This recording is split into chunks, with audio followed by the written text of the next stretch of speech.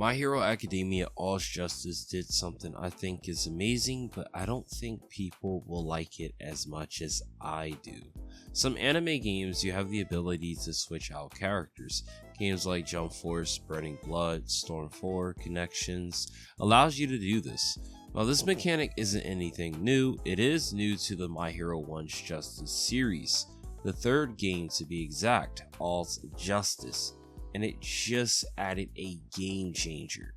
Now in the producer video, she talks about how battles will operate. She explains that the battle system was crafted to be intuitive and accessible, so both anime enthusiasts and game players or anyone can experience the thrill of quirk battles, where strategy meets action. Hearing this makes you think the game will be very balanced.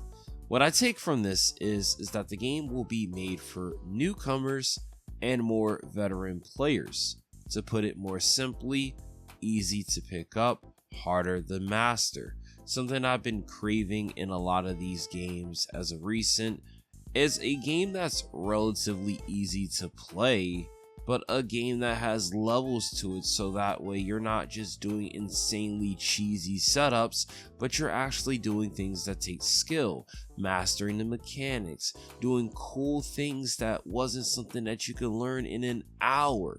Essentially, I want a game that has oomph to it, and it's not just me learning a very cheesy combo and suddenly I'm at the top of rank.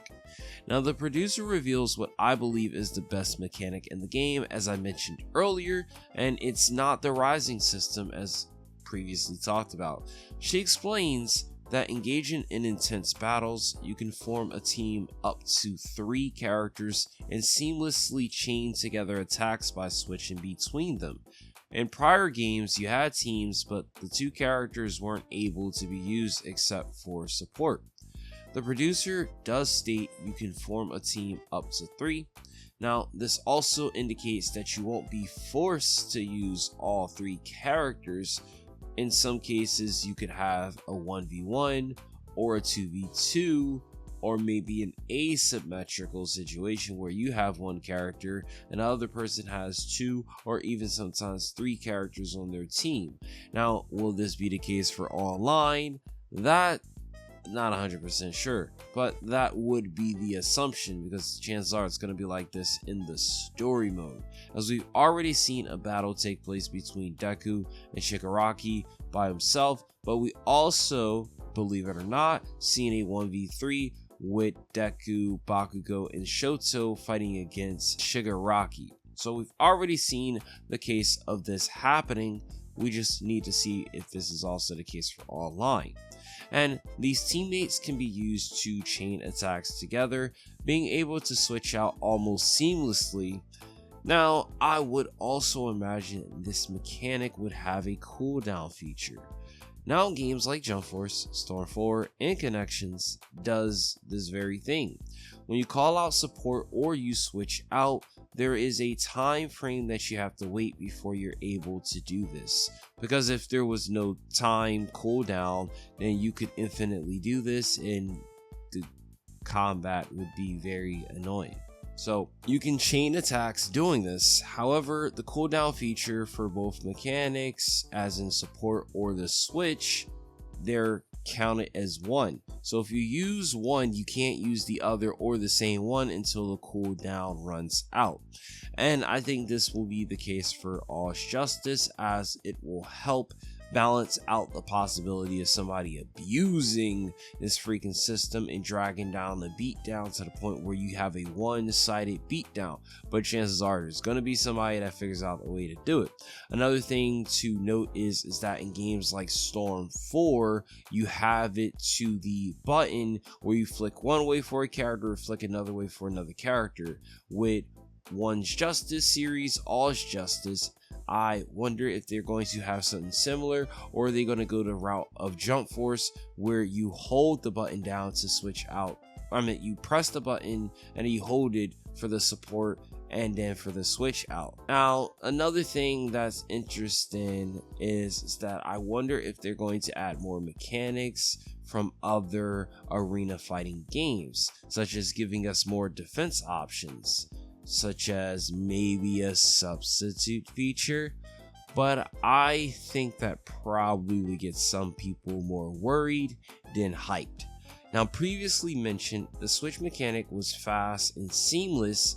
However, the switching presented in the video, while seamless, and as we see characters pop in with a blue movement aura, the camera, I'm having a little issues with the camera.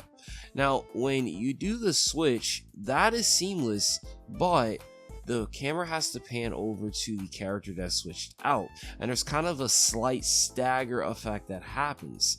It feels a bit stiff with this transition. Now, I have to add, the producer video was in 30 frames per second, it wasn't 60 FPS, and this might have played a role in this looking this way. But let's assume that it only looks slightly better when it's at 60 frames per second. I would still commend the speed of the switch being great, but the camera panning needs to be improved just a bit so that it feels better and it doesn't feel like a headache switching. But so far, I think the switch is a great feature and the leader switching is a cool feature. However, there is something that needs to be discussed regarding this. Now, going back to games like Jump Force, Storm, you're gonna get tired of me mentioning these games, I swear you will. When you awaken, for instance, the team as a whole awakens. With the incorporation of the rising system, will every character receive the power up the awakening via the rising system, or will it be separate? Now, resources are also tied to everyone in those games, so I would imagine that may or may not be the case because this isn't a tag fighter, and I can assume it will be universal, referring to the resources being tied to everyone. Now, this would mean energy bars, health bars, any special bars would be tied to all characters on your team. Now, if this is the case, battles will not take that long, or will they take long? But I imagine battles will be short and sweet. However, if there's a possibility that health is separate, and if this were the case, the damage would have to be rebalanced, because if it's not, then it might subject us to longer battles, even boring battles. But that's all dependent on how they go about it. But for this reason, I am inclined to believe that the health will be together and not separate. My Hero adding a leader switch will make people think of the Naruto Storm 4 and Connection games. Now, I've said this jokingly that this is the Storm 4 for the One's Justice series. I do think when Bandai reveals more about the battle system, it will have maybe one other or more similarities to the Storm series. Even the game having a huge roster was a selling point, as we saw with games like Sparking Zero and even the latest Storm. That was a selling point, and I think this was a translation error, but I think they even said that this game would have the biggest roster of all of all games. I'm like, I don't know, that might have been a translation error.